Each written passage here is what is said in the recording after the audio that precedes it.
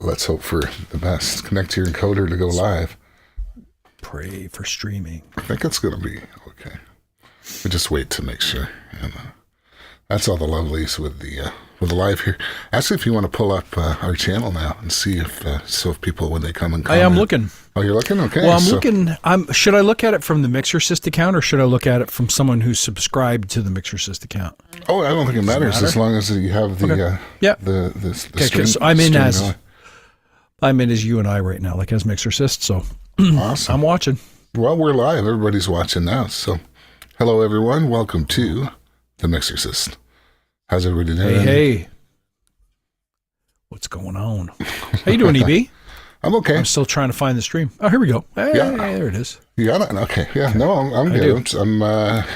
We got Snowmageddon. We got Clobbered. Oh wow! Yes, so much snow out there. Covers the cars, right? Like that's how high.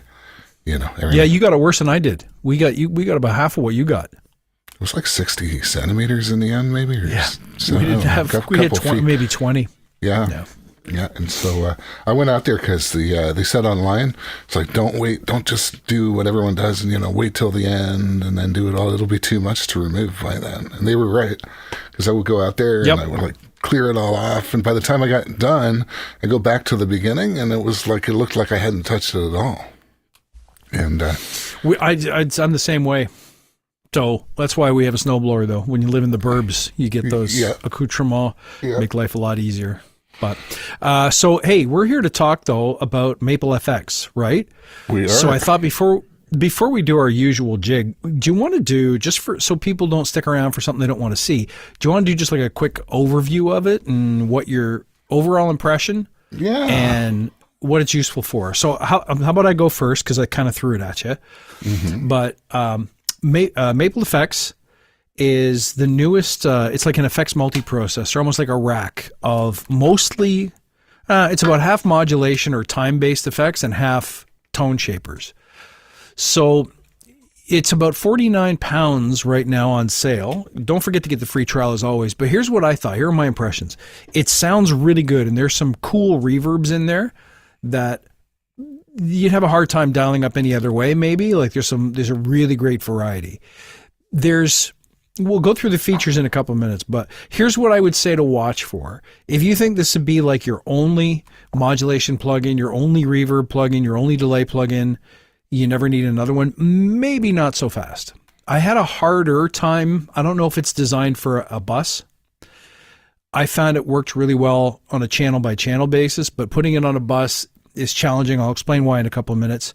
And there's a couple of things that it does that make it kind of like, I couldn't get rid of my regular EQs, like my regular channel EQs or even my delays or choruses. So it's really nice sounding. And if you want a way to set up a mix real quick and just punch in and out some really great sounding curated choruses, delays, and reverbs, this is a great plugin to try for that.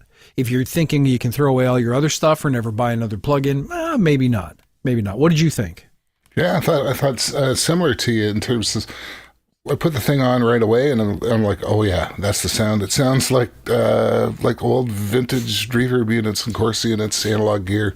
It's very fat and it's very tonal, right? It doesn't sound like like just your average plugin. You turn it on, it's got the saturation built in too, so I'm able to get really good fat sounds. It reminds me of like when we used to have the consoles, we used to have like the lexicon rack on the side and the delay. Mm-hmm. It really does have that fatness, which we'll get to with some examples here. But I sort of found the same thing. You gotta search around. There's a lot of different modes. Like you'll drop down. And I'll give an example. Drop down to be like all the different modes for, let's say, the distortion, right? But the delay also has that, and the reverb also has that, and there's also 3 modes on the chorus as well. So a lot of it was when you find something that works. Oh my God, it does. You close your eyes, it gives you that feeling of the real deal. Console, the rack mount, yeah. Mm-hmm. So do you want to get into it, or you got some other stuff you want to cover? No, we should get into it. Just get into it? Let's do it. Okay. So first order of business, if you put this on a strip and it doesn't make any sounds and you're like, is it me or do I not hear anything?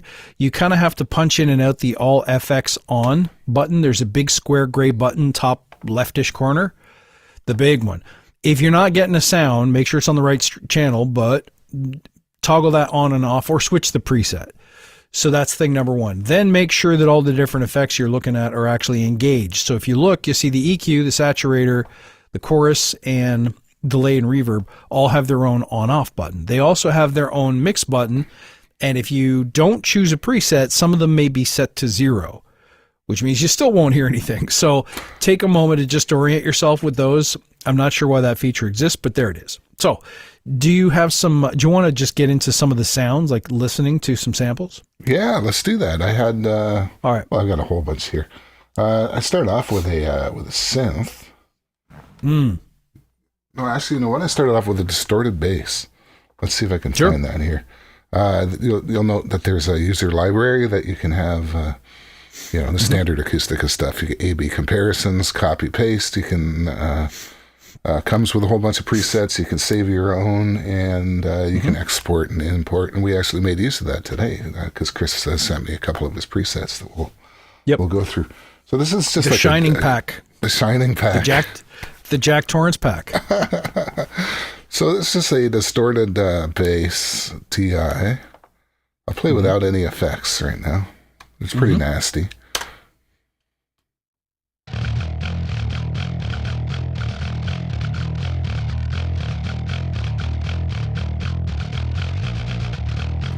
So not bad. Let's put this on and see what I had dialed in here. A bit of chorus, a bit of no delay or reverb, but chorus, EQ, and saturation. Here we go.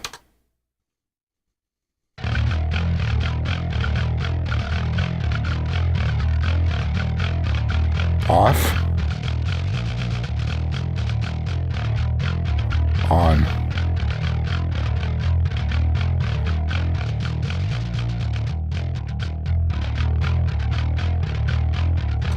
So you hear that bass trick there with the chorus. That's an old.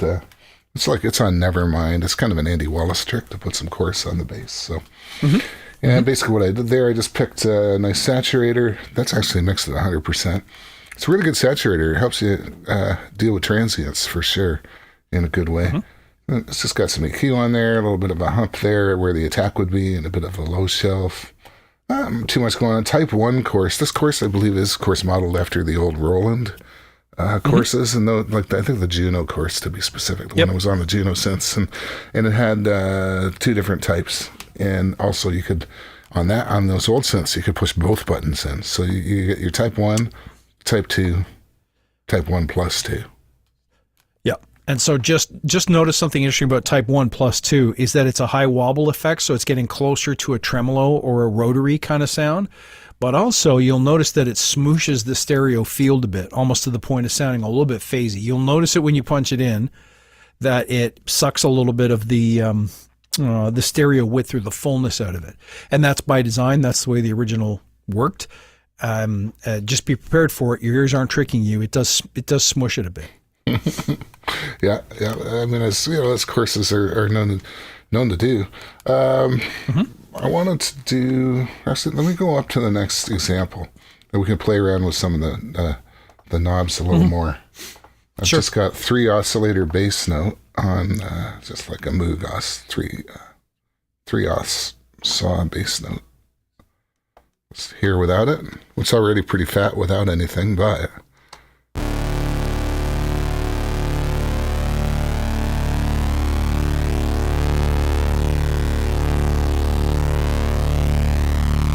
Right, I get the idea.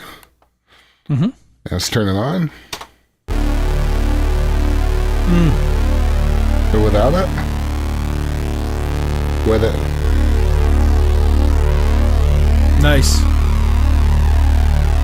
And so, like you have, let's get us in the screen here, shall we? Here we go. Right, so let's play around with some of because I found that this patch really responds well to the distortions and stuff. So I'm gonna just play. I'm gonna play that note and just like play around with the gain so you can hear what happens here.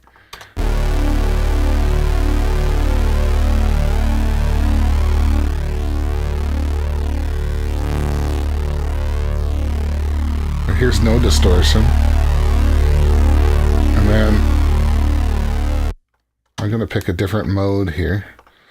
So the different modes, I don't know exactly what they all correspond to. I know the R47 would be like your red EMI preamp. And then Vertigo. There's a Zener in there too, which is the like the EMI hardware, the Chandler hardware. Oh yeah, let's try that. Which one have you tried all these? Which one's really like aggressive and crazy? The aggressive ones were more like there's a Boss pedal in there somewhere. There is none of them are too crazy. If it's funny, if you hit the drive really, if you hit Big Muff, there is also a Culture Vulture in there. Oh. And if you drive any of them really hard, it'll start to super compress the signal. Oh. To the point where it backs the volume off. The shape control is just kind of how aggressive or gritty it is. You can sometimes hear it, depends on the source. Sometimes it's a little harder to define.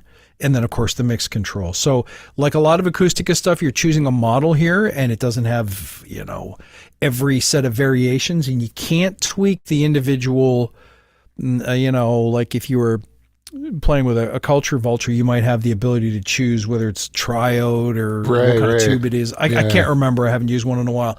But you don't have those settings. You've only got the 3 dials there, mix being one of them. So there's not a lot of flexibility. Just trust that these are fairly well selected, a wide range from pedals all the way up to big saturators, and some of the models I don't even know. So give it a try and see what happens when you push the drive too hard, and people can see what I mean. Yeah, let's try the muff. Let's start with 100% mix, shape at 0, drive at 0. Yep.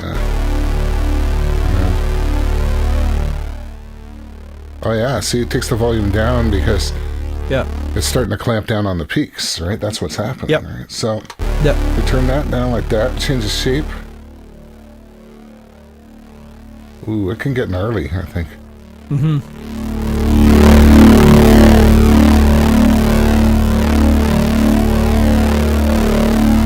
That's kind of crazy. Maybe this isn't the best sound. You know what?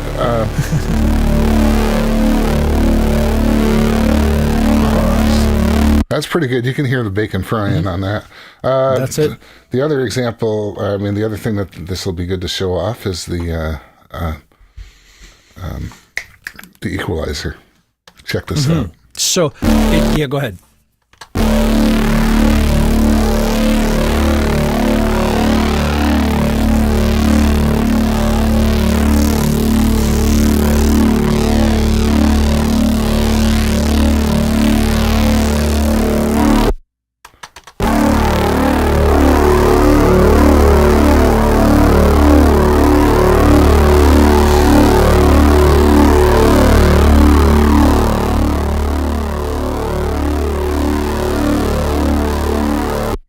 We achieved something truly gross there.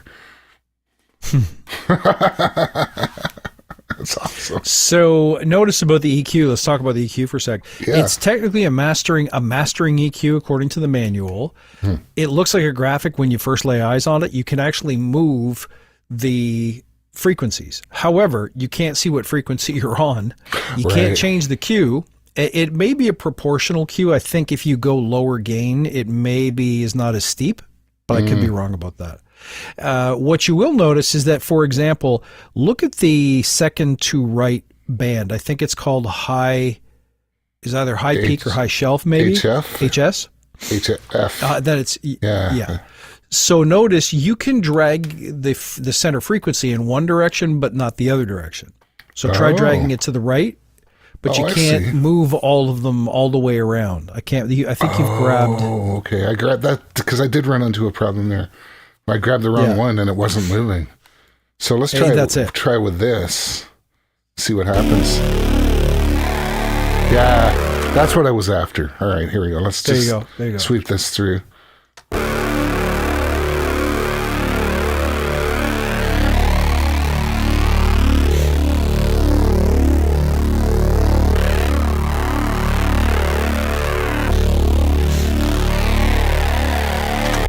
Really effective. Sounds very analog. Yep. If you want to see where the dominant frequencies are, there's a gray button over to the left, right by the number 1, that you can turn on that puts on the spectrum analyzer. Just like most, parametric EQ plugs will have something so you can see where the hotspots are. Mm-hmm. But it's the next frequency up. Can you boost HF for a second for me?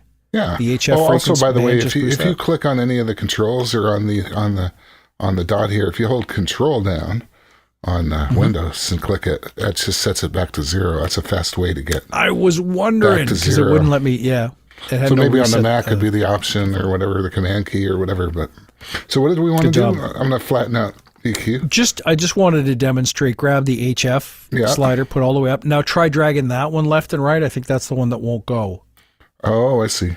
Yeah, no, it won't. Right. It actually went up a bit. It went upwards. It goes up, but it doesn't go down. It doesn't go down. So no. Maybe it's meant to be a high peak, or it's not really a shelf, is it? No, so, it's definitely a bell. I'm guessing it doesn't want you to move that thing down too low and overlap with other frequencies. I don't know. But anyway, despite the fact this is the only module of the 5 that has no model. You don't choose an EQ model here. You just get what you get. Yeah. That said, I couldn't make this sound bad. And anytime I wanted it to do something, I could get it to do it, even though it's not surgical. So, if you're trying to carve out 60 hertz or something because you have some buzz in your cans, it won't do that for you, but it'll do just about everything else. So, in the end, when we look at some more samples, you'll see it can be quite dramatic. Yeah, it's the sound is what does it for me. It sounds very analog when I'm sweeping through. The distortion. I mean, I had a lot. We'll get to some guitars later. I had a lot of fun with that distortion section. Yeah, me too. Me too. Yeah, that saw sound, that patch, the synth patch, very good at being able to tell how the filters sound. Anyway, so let's go on to another synth patch. This is just a basic poly synth patch. It'll get going here. There we go. Let's load it up.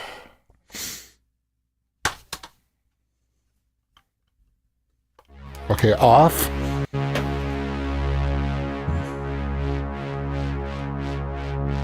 On.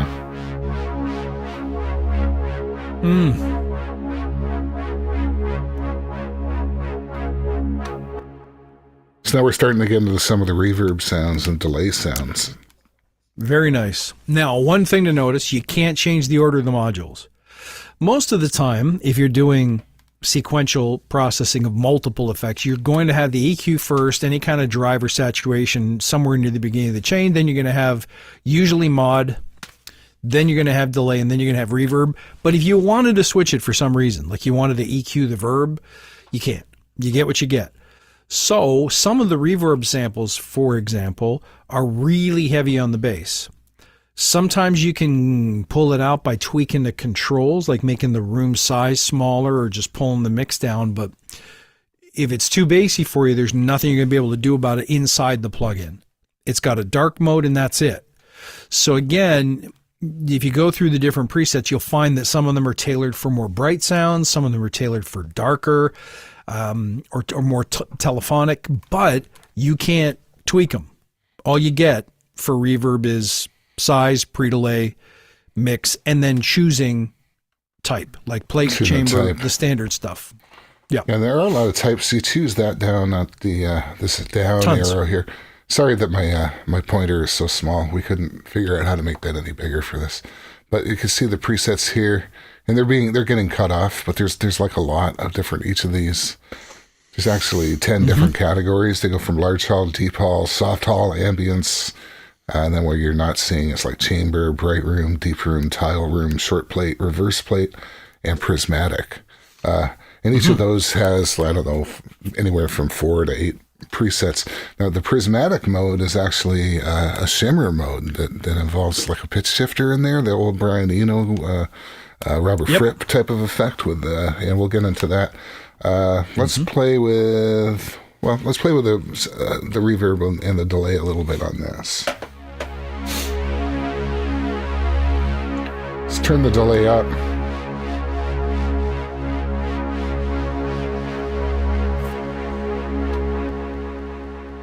Because some of these delays will respond the way, like in real time, the way that a tape delay would. You know, with some delays, if you change the time while it's in a loop, it'll actually do the wow thing. And some delays won't. The different modes act differently on here. I think I found some modes that can do that. I don't know if this is one of them. And the other thing that I found was actually a little odd with this is it seems to be that your longer times are actually closer to zero. Is that right, Chris? Do you remember that? That's correct. The shorter times are up near the top. It's a subdivision time control, not a strictly millisecond time control. So you also can choose the interval, if you like, of the thing. So you can choose whether it's a single, basically quarter note, a dotted note. Then they have triplets, quintuplets or something. Yeah, which you don't always see, but for odd time meters may be interesting. So be careful, because bringing the time knob to the left makes longer repeats. Yeah. Bringing it to the right makes them shorter. And if you have a subdivision chosen in the, where that musical note is there, it'll make them shorter still. And if you're in ping pong mode, of course, it changes the way that the repeats bounce around. So you have your standard delay time, feedback, and mix knobs. But if you're looking for modulated delays here, if it's, there's a 2290 sample, which we presume has maybe a bit of mod built into it, but you're not going to have fine control over taking that on or off. There's also some delays that are so short but so clean and digital that they've referred to them as 480Ls, meaning they're trying to make it sound like a lexicon reverb, or it's sampled from a lexicon reverb. So they're more echo, or they're more reverby, short and slapbacky kind of reverbs than they are true repeat echoes. But you got everything in there. Some of the cool ones are the console echoes. They're kind of funky. I never played with that. I want to try to find one. I think Italian Echo Unit might be one of the ones where you can do the tricks. Let's see if I'll go to that for a minute. Crank it up.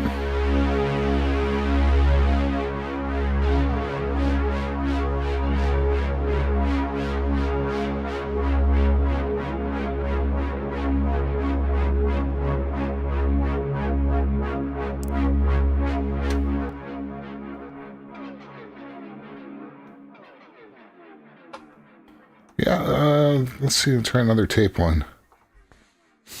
This Eplex. Yeah, it's like an Echoplex, I would assume. Yep.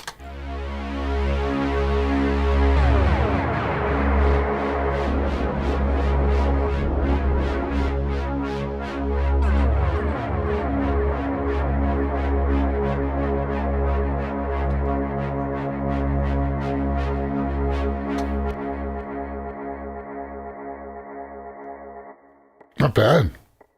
It's got that sound to it. Moving on. We have just another synthesizer. I guess I'd used a lot of synth samples today. This is great for that, though. This is perfect for that. So here's like an Sorry to interrupt. In the modulator, you have a noise control like you had on some of the old synths, and it's basically just a white noise generator, which may not sound great on a vocal or piano or something, but on an electric guitar in modest amounts, and on a synth, most definitely, especially aggressive, dirty kind of waves, you certainly can make a richer, kind of a whooshy kind of effect by adding some noise to it. So not everything is for every track, but again, a good sampling of different controls. So for synths, to me, this is really, really great. Yeah, I agree. And there we go. Let me get myself on there. I'm still getting to know it. Obviously, this thing just came out, but in a little time I've had to play with it, I know what you said. Like what you said at the beginning is like, I don't know if it would replace all of the plugins. I think like the more that you learn this unit and what the different modes are and the way that they sound and stuff, you'd find yourself being able to do more and more stuff. I agree. And one thing really worth mentioning for you latency guys and CPU folks, is that even on 8x oversampling, it really doesn't hit the processor that hard. So if you needed to use 8 or 10 instances or more, you probably will get away with it. You're not going to have to be bouncing tracks and coming back to the unit just to get the benefit of a higher oversample. So it's relatively CPU efficient. If you were to go and grab something like Silver or another CPU intensive reverb like Altiverb, you may not get so lucky. Whereas this is fairly efficient, I found. Yeah, it's I didn't try to do a lot of different instances, but it just worked smoothly, no hiccup. I mean, there is an oversampling on there that presumably is for the saturator, maybe for some of the other things in here too. It'll go up to 8 times. That's that'll take up more CPU. But other than that, it was just I just found it to be pretty smooth sailing overall. So so just watch a couple of things. Like I said, you can't change the Q on the equalizer. You can't choose the equalizer model. That's okay. The saturator, you may find it's not to your taste. Also okay. There isn't a lot of control over rate or depth with those choruses. You just get what you get, but they sound like vintage choruses, so they sound pretty great. With the delays and reverbs, the final thing to watch, again, you can't switch the order, but if you choose, let's say on a reverb, you try for a certain effect. So you decide I'm going to crank the size all the way up to 80%. When you switch to a different model, like in ambience, it doesn't change the size back down to some default or ideal setting. So you have to be careful because you may put on some ambiences and say, ooh, that sounds kind of long for an ambience. I was expecting something really early reflection. Well, it's because you have your size cranked all the way up. So just be mindful of that. That's this one right here. You can see it moving there. That's good to know. Now, this will recall, it's a little thing, but this will recall with the different presets, but it's only like when you try to change the mode or whatever. Then that's right. Okay. So if you change a preset, of course it will. Yeah. Right. Okay. So let's hear this without and then with before I change too much here. Let's without with.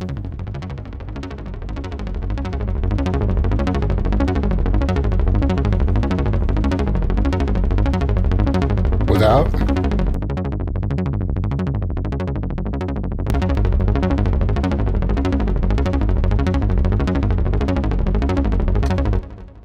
Really nice sounding. That just adds so much space. It sounds like it's louder, and maybe it is, but I'm looking at my peak meters, and it didn't jump up like hugely in volume or anything, like in terms of the peak, right? So I'm liking the way that sounds. This one, there's a nice preset on here called Infinite Horizon, which let me mix that up. Let's take the delay out. We'll put just the reverb in, and we'll see what you're talking about with the size control here.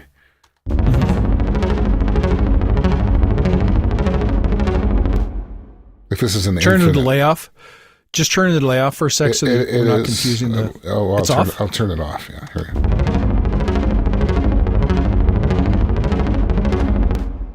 I think this is because it's an infinite preset, so even if you crank it down, it's big. It starts off huge. Because if you go the other way,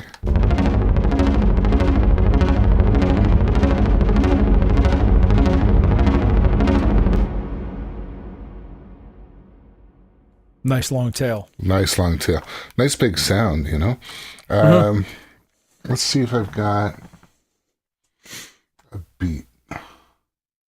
Got a couple guitar things, but I see that you've sent me some guitars, so we'll go with those for the guitars. I do have a beatbox, and I had fun with this with the beatbox here. Let's just play without, just the straight up.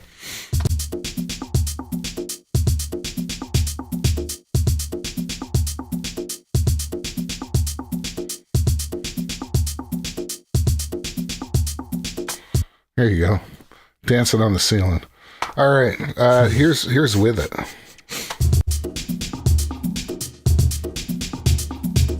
Without. With.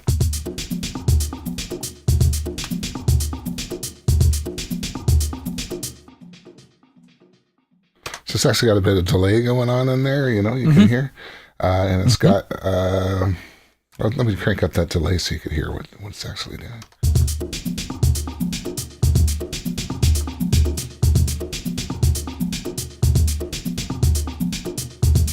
It's set to ping pong mode, so if I take that off,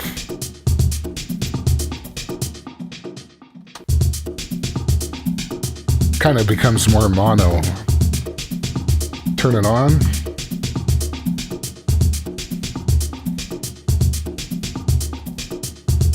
We'll take that down a bit. Here's what the reverb's doing. The reverb's backwards space, and my idea was to try and get like, like that RMX non-lin thing, which I'm not sure it's doing that, but let's hear that with and without the reverb. Without.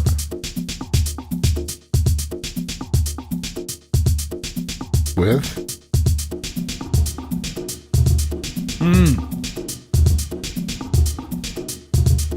Now you'll notice also that I have the dark switch on there, which does take out a lot of top end. Let's hear without it. Yep.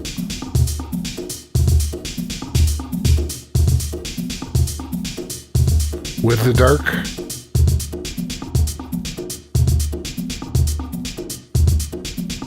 So it's kind of like you've got your low pass filter kind of built in right there. I'm not sure what the plugin actually does, if it's doing that or if it's loading a new preset or I don't know, but it just sounds like it's taking up top end, which is really helpful, especially on drums. Yep. I would imagine on vocals too, so it's not picking up the sibilants as much.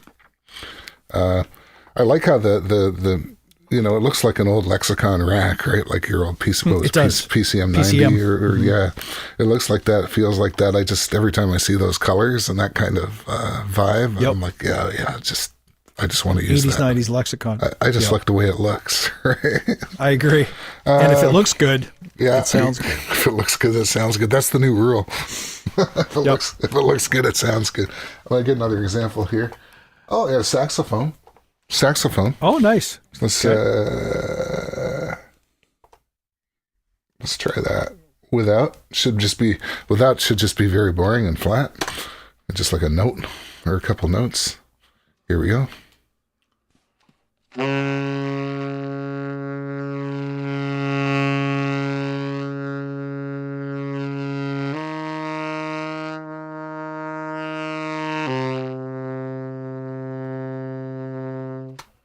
Okay, and then we'll put it on. And here's with maple effects. You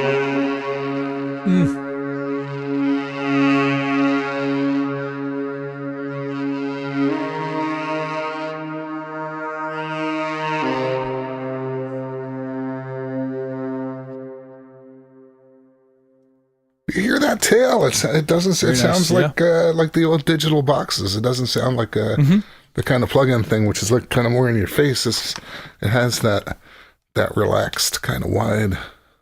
I don't know how they do it. It's worth mentioning. That's a convolution reverb, by the way. It's an impulse response. So sometimes IR verbs have a tendency to sound a little flat, maybe a little more lifeless than you would expect out of an algo reverb, maybe, but they're really sweet sounding reverbs, so you can't complain. And I don't find them lacking in fullness. Just word to the wise, it is a convolution. Right. Well, that's good to know. I do have one more drum. Let's get that back in. I got one more drum example. I think I've set, again, that's got some delay, and then we'll get on to some of your guitar examples as well. Yeah. Oh, yeah. Here it is. I was thinking, like the old Vangelis stuff. Yeah, like the opening scenes in Blade Runner or something, where it's got that boom. It's like a timpani, but he put like a lot of that Lexicon reverb on. And I thought, let's see what happens. And then I added some delay. Here's without. It's just a sample, and it doesn't even, it just cuts off. It doesn't even have the full decay, right? Just kind of similar to what you might get on one of the old 1980s samplers, right? Yep. It's like because that would fill up the whole memory just to get that, right? All right, and then we'll put on maple.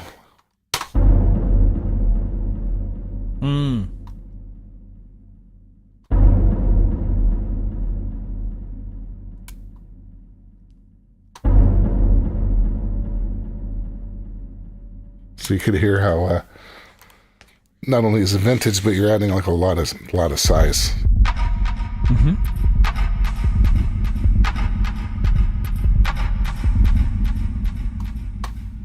So that's just a beat that actually seemed to work really well. Let's hear what that is without maple.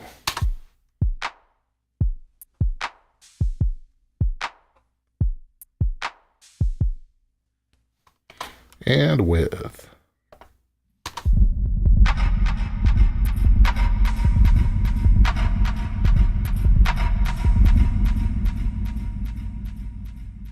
It's pretty cool. I love it. So you sent me some guitar examples. You want to talk about those and which ones you wanted to? Just load them up in any order. It doesn't matter. Doesn't matter? Nope. Okay, we've got one. Now these were all based on The Shining, the preset names. No, just the preset names. Not because they don't resemble a moment in the film. It's just trying to be funny. So we have the Mixercist Shining pack for Maple. Actually, speaking of, there we go. See that? You got your name on there now. Which one? Oh, just the bottom, I shouldn't have taken a nap. The lower thirds, the name tag, I just put that on there for you. Oh, yeah. Mm-hmm. Yeah. Let's go to here, and here's your preset for Give Me the Bat. Let's hear it without first, and then with. Mm-hmm. Mm-hmm.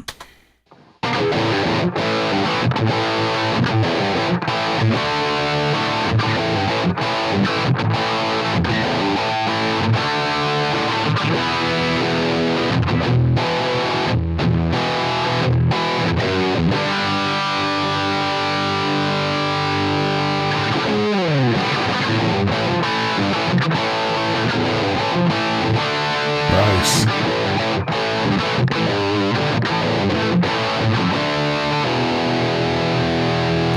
All right, let's hear with.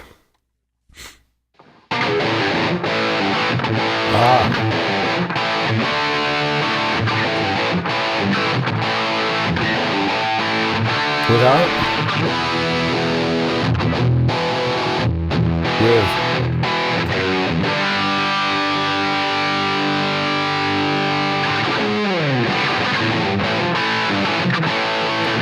Love it. So that's just a driven. That's a like a Marshall sound with what we used on the plugin. There is some pretty aggressive EQ, just to show you that even pushing any of the bands all the way to the top doesn't wreck the sound. In fact, that's more mix ready than the original sound, which needed a ton of cleaning up in the bottom end and deserved a little bit of mids pushed up a little bit, so you can really have it cut through a mix. Then the reverb is a short tiled room, which tiled rooms are great for rhythm guitar parts because there isn't a whole lot of lengthy tail or chirpy delays muddying it up. I find usually on guitar, EQ is your number one tool, and then a good reverb or good delay or a little bit of both. There's no chorus on there. There's no saturator on there, just straight ahead guitar tone with some simple stuff that you would do to make that fit nicely into a mix, give it a sense of space, and that's it. No sense going crazy. So you can see the different settings there, right? The EQ is very, very heavy in the middle. You can see the curve on both the graph and also the graphic controls. You can see we're pulling back in the mids, pulling back in the highs because there's no good info that high anyway for electric guitar. And then the saturator's off, the chorus is off, delay is on. I can't see what it's set to. Can you? Vintage flanger doubler. There you go. So it does have a doing little triplets bit. too. It's set for the triplets. Yep. So it's pretty quick sounding, but then the time is turned a fair ways. Which way is it? To the right? Yeah, 58. I think it is. Yeah, 58. Like so that's going to be a fairly quick. Yeah, it's going to be a fairly quick, washy kind of delay. You won't hear a lot of solid repeats there. The feedback is set. I always like my feedback between 15 and 30% somewhere. Yeah. So it's not repeating too much, and then it's about 40% mix, and then the reverb's the tiled room. Something to note: if you're putting this plug-in, someone in the feed just asked, "Do you have to duplicate a track before you put this on?" Nope, it's got wet-dry controls. The only problem is, when I mix, usually I send a bunch of things to a chorus, I send a bunch of things to a delay, and a bunch of things to a reverb. I don't like having 7 different reverbs or different delay repeats unless it's really called for, which means I do most of my mixing with the send and return faders. Do you see what I'm saying? If there's too much reverb, I just pull it back. But the reverb is separate from the delay. If you want to do that here, let's say you put this plugin on a bus, now you're using these tiny, tiny mix knobs to fidget with the balance between mod and delay or delay and reverb. So it's kind of a counterintuitive mixing workflow in a sense. Right. No different than if you had a pedal board. If you have a pedal board going through a loop, it's the exact same thing. You have to have, something's got to be, you can't set anything to 100 or there's no direct signal if you are putting the pedal board between preamp and the power amp section. But if it's in a loop, you can just mix the whole loop in or out. There's no master mix control here. Right. So you are doing a little bit of fidgeting with each of the mix knobs. Like just the individual modules that have the wet dry mix. But I think, and maybe I got this right. Like if you wanted to set this thing up so like you're doing your mix and you just wanted to have a reverb send, a delay send, a chorus send. For that, I mean, if you wanted to keep that all totally separate, it's like, here's the drum, I only want the reverb on this, and here's the guitar, I only want the delay on that, then you would need separate instances. So what you would do in that case is you'd set up the first, this would be like effects returns, right? And sends and returns. So you'd set up 3 sends and then 3 return channels, and this plugin would be on each of those channels. And the first channel would have the reverb turned off, the chorus turned off, only the delay or whatever. The other one would be only reverb, the other one would be only chorus. So you would need to have 3 instances to do it that way. That's right. If you decide that this is your main multi-effects processor. Yeah. And I didn't try doing that, and I probably should have tried doing that because I don't think it takes up that much CPU, so it's probably not an issue, especially if you're only using the one oversampling. Plugin. Yeah. So let's go to another example here. We've got one called, the Overlook. That's easy. And it was great. These presets worked really well. The way I did it was Chris sent me the presets that he had exported. And actually, I guess while we're here, I could show them that for a second here. You can go down here and there's like an open preset browser. This gives you a little bit of additional kind of control as to importing and exporting presets, and you can rename them and put tags into them, clean them up and stuff. It's always something good to know. And this is general for all of the Acustica products now, right? This is just the way that their general preset browser works now.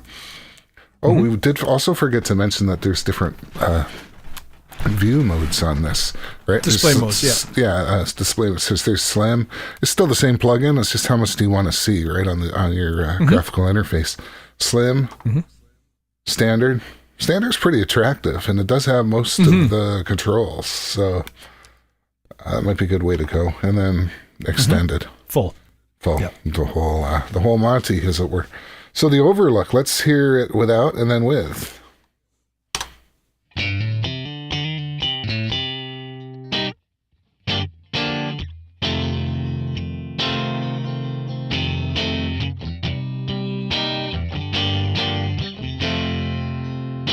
I'm going to bring it in.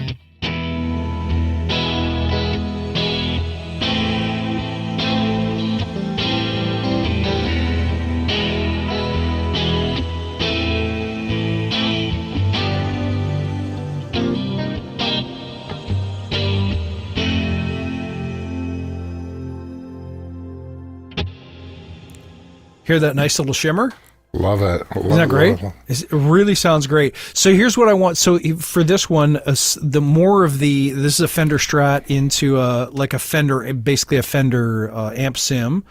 And so it's going to be very trebly. So you see that I brought up a lot of the lower end to it. This kind of stands on its own. This may not be buried in a mix.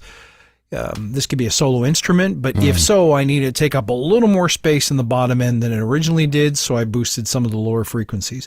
It's a shimmer reverb, one of the, does that say something about gravity? Graviton, yeah, Graviton. Graviton, yeah. And I don't think there's a delay turned on, but the Type 2 chorus is. Do me a favor, Eric, shut off the reverb and the delay. Well, the delay's already off, so shut off the reverb. Yeah. And put the mix on the chorus up to 80% or so. Okay, yeah, let's play with that. I want you to show them the Type 3. Oh, okay. So this is no chorus right now, and then I'll slide it in so you can hear what that does. Then we'll move over to Type 3, which is actually just like Type 1 plus Type 2 at the same time. Here we go. Here's no chorus. I'm going to slide it in, and then I'll switch over to Type 3. Bringing it in. Then we'll go over to Type 3. Oh, that's nice. Yeah. Without it? With?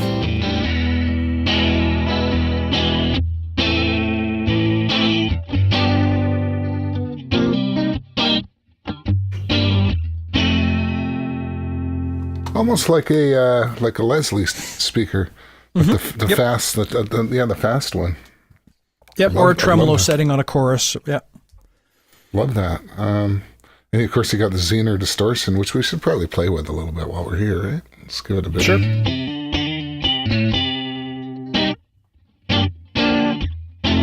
Turn it on. It's not on. There we go.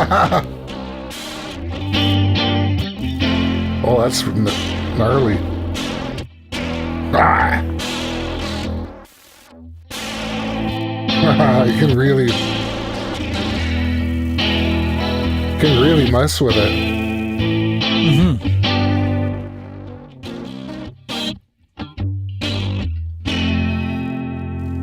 It's kind of volume compensated, right? So like it's basically like the threshold's coming down, and it's starting to cut more and more into those peaks, which is why it actually gets, as you turn the drive up, it gets actually quieter. So you can look at it that way, or look at it as like a volume compensated. Doesn't sound quite as satisfying as when it's not compensated. And you go like, that's right. but it's all there. And that, of course, would probably even sound better with some oversampling on it. Now, you do have another example. Was there anything on this example that you wanted to do? No, if you go to the last sample, this one's more of a distorted Fender, almost like a Fender Tweedy sound. I think it's still with a Strat, but probably not in an out of phase position. It might be in, I can't remember if it's a bridge pickup or if it's the neck, but go grab it. I think it was good. That's it. Tony doesn't want to talk. Tony doesn't want to talk. Danny's not here, Mrs. Torrance. That's all right. Yeah. Do you want to hear without and then with, right? Let's go without, and then I'll bring it in. Yep.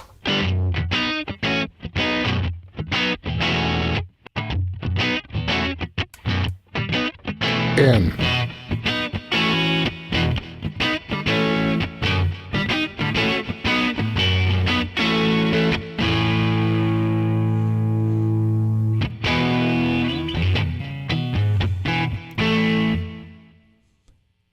Oh, that's beauty. So on this one again, just to compensate for the thinness of the Strat, the bottom's boosted, but the top is boosted as well to make sure that the picking, the articulation comes through, because that Fender wood always sounds so nice in the top end. This one uses the Culture Vulture again. The drive is set to a relatively, it's probably 55%, but the mix is pulled down so that it doesn't ruin the tone. If that makes sense. So there is some of the saturation going on. It's just not overpowering or really wrecking the tone. Same thing with the chorus. I want a little chorus in there, but I didn't want a lot of movement. So Type 1 isn't very wobbly, and it's so low in the mix. It's probably 10%, or what's it say, 15? Yeah, like again, I can't read it. Chorus, yeah, 15. Yep. And then again, I have a nice delay, which you could audibly hear. So this mix, you wouldn't want it too busy, but it gives it a great sense of space. And then I forget what kind of reverb I chose there. I don't know if you can choose the down arrow just below the LCD display. We can maybe figure out which one I picked. It's going to get cut off, but it does say spacious. What is it? Spacious PR. Let's see. I'll go hunting for it. Large hall. Nope. Which one would it be? There should be a check mark beside the one that you... Should be. Oh, there we go. It's an ambience. It's called spacious. Ambience. There you go. Spacious presence. Yeah, sorry about that getting cut off, but yeah. That's okay. What's the size set to? 20. No pre-delay. Yeah, 20. The size is set to 20. So it's modest, but the mix is just below half. So it gives it a nice sense of room and a really great stereo field. And I thought that was a nice sounding one for that kind of guitar riff, if you like. So you have lots of different, you think about the 3 samples that we heard just in the guitar alone, or Eric's beatboxes and drum samples. You can do an awful lot in terms of effects. It almost has an otherworldly feel to it, but it has a nice vintage feel, and everything in there is super functional. I'm not a big saturator nut, so I don't know how often I'll use that saturator, but the EQ is nice, and all the time-based delay effects are really great too. So aside from the lack of, like I said, you have to mix internally with all the different mix knobs, so it can be a bit of back and forth when you're trying to get the sound just right. You also may find some of the reverbs are a little too dark, but you can't low pass filter it without affecting everything else in the plug-in chain. So you just got to pick a different preset. Don't forget that as you switch between models, it doesn't change your control settings to the best setting for that model. You're going to have to play with it and use your ears, really. Same thing with the EQ. There's no indicator what frequency you're boosting at all unless I missed something. So you're going to have to work with your ears. What sounds good to you? That's a horrible thing to think about, isn't it? Well, just actually listen and make adjustments accordingly. It's just that's right. What is this strange new way of working, right? Someone said the reverb GUI looks like my PCM80. That's exactly it. The old 42 and the 80. Yes. The 90, 91, 92, they're a very like silvery, like kind of like a, I don't know what you call that color. It's almost like a goldy silver. But the old ones had that blue, the black with the blue stripe, and they were just, you knew exactly what you were looking at. It's blue, but there's like a little bit of green in there. So I guess it must be 1980s, but probably like later 80s when they came out with those. Or I'm not sure what the I date. think so, yeah. So I know in the 80s the two big colors were teal and magenta. If you could have magenta and teal on the same unit, you get like in Miami Vice, here we come, right? Yep, absolutely. It does have some of that. Let me get it back up here again. It does have some of that vibe going on, and also these stripes here. They were reminding me of something, like these 3 stripes on the delay unit. The 3 green stripes. I don't know if it's like a Korg unit that it's reminding me of, or if it's another Lexicon unit that it's reminding me of. I don't remember. It's very cool. Those sliders, they really thought through. It's like you said, Chris. It's got they're all functional. Every knob, it's very quick to reach. When you have it in this mode in the extended view, when you have it in extended view, it's like it's all a little longer, a little shorter, a little brighter. Oh, needs some bass. Oh, too much sizzle. I love the way it took the sizzle out of that one guitar tone, that first example, by the way. I never mentioned it at the time. Just locked it right in and made those mids go forward. What else about this? We're probably missing a whole bunch because we didn't really go through every control. We went through most of the controls. We didn't show them the spectrum analyzer, no big deal. We didn't really talk about the bias control in the chorus or the shape. We talked briefly about the shape in the saturator. Let's turn everything else we totally talked about. Let's turn on the spectrum analyzer. Sure. And maybe play with the chorus a little bit, like where you're talking about the bias of, because I'm not actually sure. You're going to have to explain what that does. But let's play the example. Well, according to the manual, it changes the center of the, what was it? It changes the center of the, was it the oscillation, not the center frequency? While you're playing, I'm going to pull up the manual and I'll read it to you. Well, I've turned on this one, which I think is supposed to be the spectrum analyzer. Yeah. All right, so off. That's good to know. Yep. So let's mix a lot of the chorus in. Bias.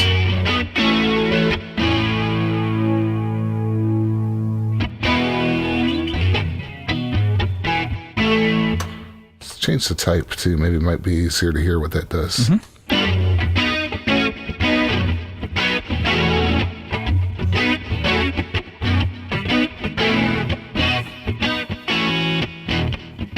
Let's try both.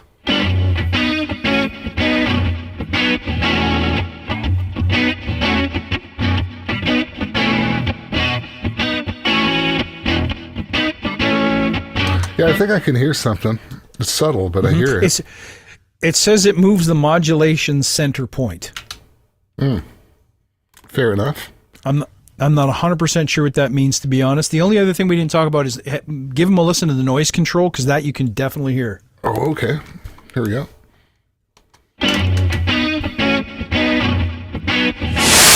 Oh, sorry, people. Yeah. That's a lot. Sorry, YouTube.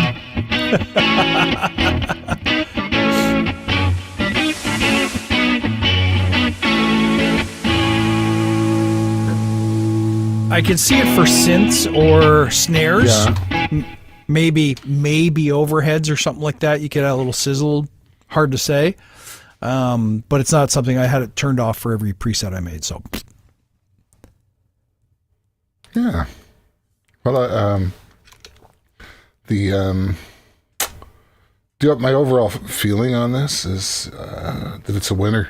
I'm going to reach for it. I'm working on a new mix project, and it was recorded in a really nice space, really nice mics, and good console, all that, good preamps, all the good stuff. But what it didn't have was like a room, like it's a very dead studio, right? So great isolation, but like no reverb to speak of at all, right? So. yes. So you know, I kind of pull my hair out trying to think, okay, well, what could I use? I got the the plugins like the Sunset Sound or Ocean Way or Capital Studio, like all those studio plugins, and they're good. In the end, I ended up making my own reverb chamber out of the stairwell, PA speaker on the bottom, some really nice mics, which on I the top. heard, and it was fantastic sounding, incredible. So, but then I think, okay, well, I'm not going to do that to all the instruments, so that would just be too time consuming. So. No. Some of this other, like say for piano, for instance, I'm gonna put this on there because I think it's just going to be that much thicker sounding than some of the other reverb plugins that I've been trying. I don't know what it is. Just something rich about the acoustic technology. I mean, I guess it's an impulse. I don't know if it's a completely static one or if it involves like their dynamic, like the Volterra stuff. Because remember when Silver came out, there was that product. So I thought they were onto something with that too. That seemed to have something else going on that wasn't present in the the standard algorithmic reverb plugins. But yeah, I love it. I don't know if you can think of anything else. No, in fact, I was going to ask for those who are still watching, one of the things I'd love for you to comment, if not now, maybe later, come back and let us know. What else would you like to see? Like, we've been doing plug-in reviews, mostly Acustica, for a really long time now. And they release so many plugins in a month that it's actually harder for us to keep up now. But it's also, we hate to contribute to everyone's overwhelm. Like, I have 150 plugins, but that song's not going to finish itself. Yeah. So what would you like to learn about? Would you like to learn how composers, arrangers, producers finish songs, or take a song from a concept to a fully arranged piece of music? Or do you want to see, I don't know, a mix in action? Do you want to see mix problems? I'm kind of stumped for what to do next. When we first came up with this thing, we knew exactly what we wanted to do. We wanted to talk about Acustica plugins at the time was not something that everyone used, so we really felt like we were tapping into a niche market a bit. But there's so many of them now. We're trying to say, okay, well, here's where you would use it, but also here's where you wouldn't, so that you're not just going, oh, okay, another one, I'll buy that one too. We don't want to bankrupt you. Some people want to collect them all, though. So I get it. I get I'm not 100%. going to discourage that behavior. Hey, I understand that. No, you got to get. I do too. There's that new company, of course, Analog X, and they're very much in this kind of same boat where you get the plugin, and then they're selling all the different profiles, and you can end up trying to collect all of those. Although that runs on GPU now, so I think it's still in beta. I don't know if it's... It is, yeah, I think. But I mean, you can find their Discord, hop on their Discord, I think, and probably get yourself running with that beta. It works beautifully on the video card that I have now. I think they fixed NAC too. That was a little hiccup there where I put the new video card in, and it's like I can run. I don't know. They're telling me I could get maybe up to 300 instances with this particular video card. I'm like, and it sounds really analog, and it sounds really good, and I'm using it actually on, commercial mixes now, even though it's not even technically out yet. Which, by the way, isn't really advisable to do professional session work with stuff that's still in beta. But hey, I am not the wisest person in the world.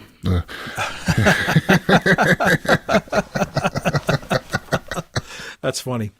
All right, we might as well wrap it up then. Yeah, I think we got to everything. That's awesome. Yeah, so enjoy, guys. Enjoy. I'm going to see if I can thank you for watching, by the way. Yeah, thanks for watching. Make sure you like and subscribe. And I hope you enjoy the new kind of more live format. I mean, we still got all the crazy snippets and stuff, but we're not doing that. I will try to do the ending, though.